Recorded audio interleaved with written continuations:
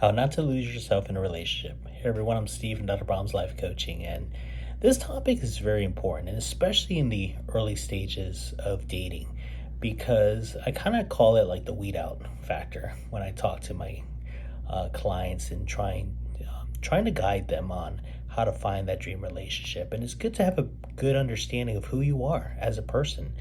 And if you're in the beginning stages of a relationship, it's a great way to really weed out if this person is a good fit or not for you. Because if you're finding yourself having to change and become a different person just to be able to stay in this relationship, there might be something that you may want to work on with yourself. It may be an attachment style issue. Or B, maybe this person isn't a good fit for you, and it's better just to kind of end things beforehand before it becomes a little bit worse later in the relationship. Because ideally in a relationship, that dream relationship, you want to be in that state where you get to be who you are and that person loves you just the way you are. They're not trying to change you. Now, is it okay sometimes that there's certain characteristics that you may want to work on to better yourself? Of course.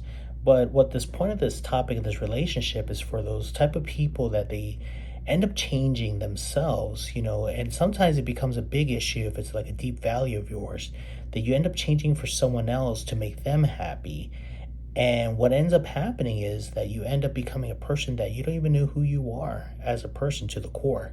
So this concept of, not losing yourself in a relationship is really important, and it will lead to a relationship where you will feel loved, peace, happy, those important values in a relationship. When to form boundaries, when to say, hey, this person that you're dating, hey, this just doesn't really work for me. I don't want to change because of this.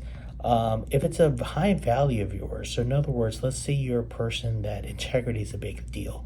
You don't like to lie, you don't like to cheat, and the person you're dating, has a tendency to always lie, and they just want you to be more flexible and, break rules, and that's just not who you are to the core.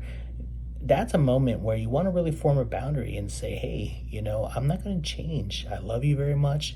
If we're going to move forward to this relationship, you wanting me to change to be this way just isn't going to work.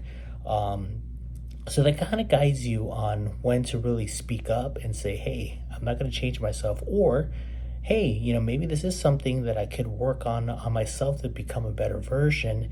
And maybe I do need to change certain things about myself.